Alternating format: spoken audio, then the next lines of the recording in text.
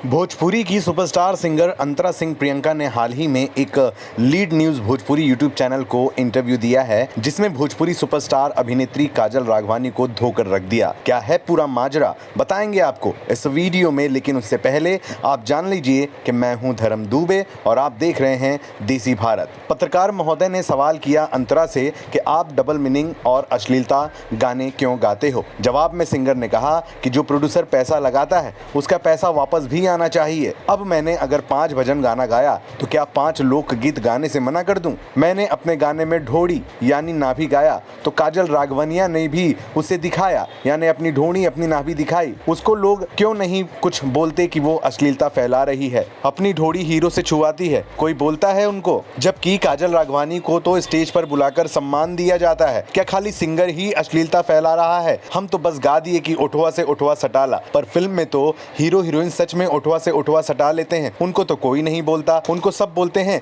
कि एक्टिंग कर रहा है। दोस्तों, मिला जुलाकर ये कहें कि अंतरा सिंह प्रियंका का कहना है कि अश्लीलता गाने के लिए भोजपुरी सिनेमा का हर वो शख्स जिम्मेदार है जो ऐसा करवाना चाहता है। वहाँ अंतरा जी मान गए आपकी बेबाक बातों को।